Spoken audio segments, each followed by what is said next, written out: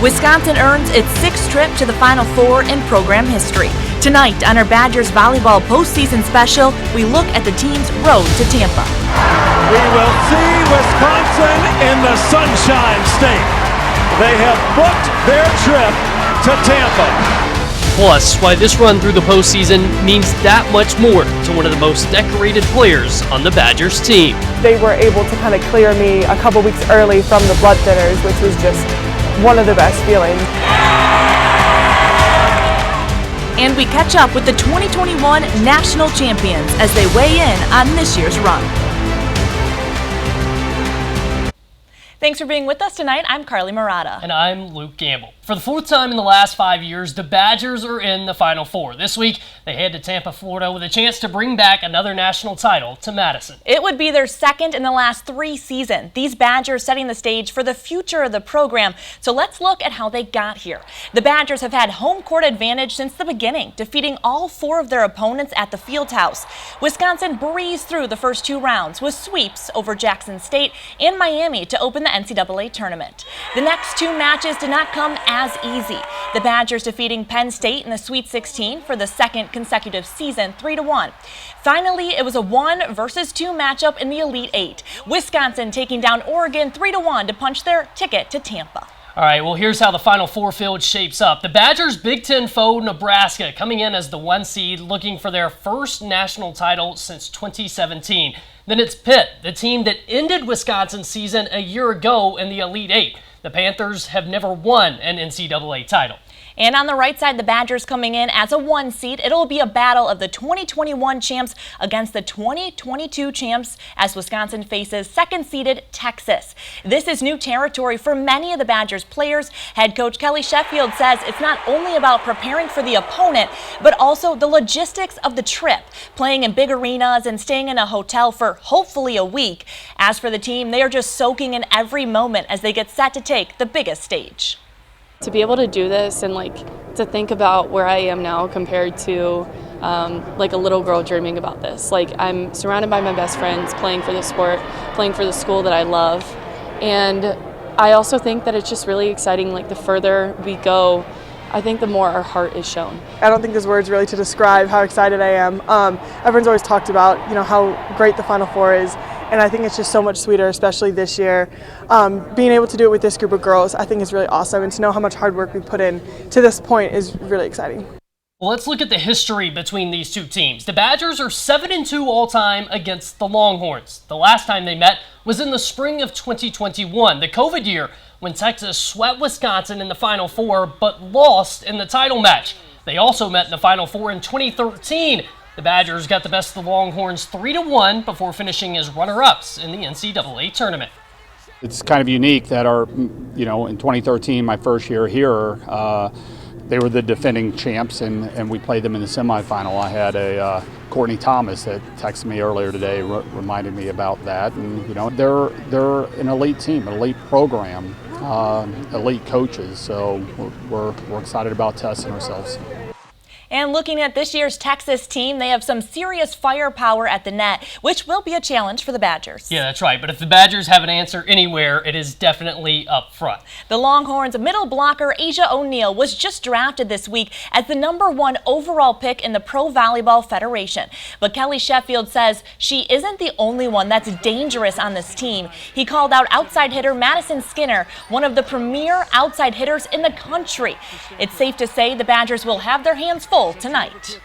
It's knowing that they're going to get their shots. It's knowing that you have to have the next ball mentality and just, again, having heart, fighting for every single point, and then knowing your game plan of how to work around that. Well, they've gotten a lot better. They've got a freshman setter that I think they've meshed with as the season's gone on. I mean, they've got firepower everywhere that you look, front row, back row. It's an impressive team. And Sarah Franklin has been a star this year for the Badgers, but her run at becoming Big Ten Player of the Year hasn't been an easy one. Yeah, that's right. I had a chance to sit down with Franklin as she describes a health scare that's changed her perspective on life and on volleyball.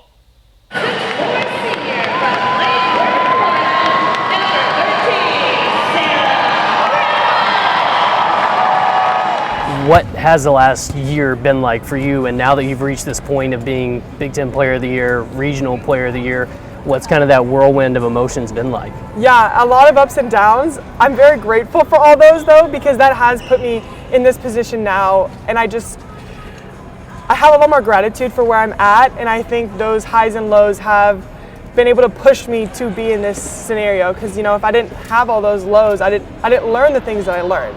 And so I think that's really important to have, and I think it just makes the couple accolades just so much sweeter. Describe exactly what you went through in the off season as far as your medical situation and kind of how that affected the first half of the season. I found blood clots through my right arm and my forearm and in my shoulder.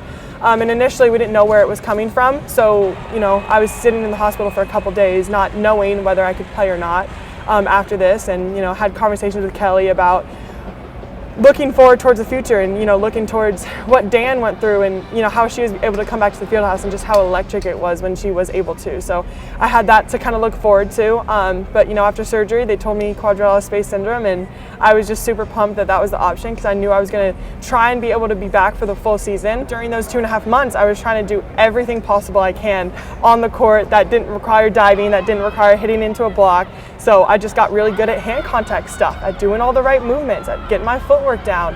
And so I think that was good to kind of hone in on the details there. But then right when it came to preseason, I think I only missed 2 days of actual preseason practices, because they were able to kind of clear me a couple weeks early from the blood thinners, which was just one of the best feelings. Going from that low point of not knowing if you'd be able to touch a volleyball court again to, realizing, hey, you're barely going to have to miss any time at all. I mean, what did that mean to you? How did it impact you? I think it was hard, but I wouldn't change it for the world, just because I was able to look forward to this season so much more than any other year, because I really had to be really grateful for what I did have. And so kind of as soon as I knew that I was going to have the option to be able to play this season, I was gung-ho. I was like, let's go, get me as much playing time as possible. Like, I want to be the best, because I'm not going to play volleyball forever. I'm going to have to hang up the knee pads at some point. How has it changed your perspective and made you appreciate things more, and just the simple terms of being able to play the game of volleyball? Yeah, it's so much. I mean, all the days where I'm tired, I don't want to get up in the morning for lift, my body hurts, I'm like, this is great. I could be on the couch not even being sore at all. Like, it makes those hard days even better. Either when we're running stairs or running lines, I'm like, I do have the option of not doing this, so I'd much rather do it and fight through those, because those just make it so much more fun. Well, Sarah Franklin has definitely made an impact this season, but she's not the only Badger leaving her mark on this program. Yeah, Luke, setter Izzy Ashburn landed her name in the history books in her final season. I sat down with Izzy as she broke Wisconsin's service ace record. When Izzy Ashburn steps up to the service line.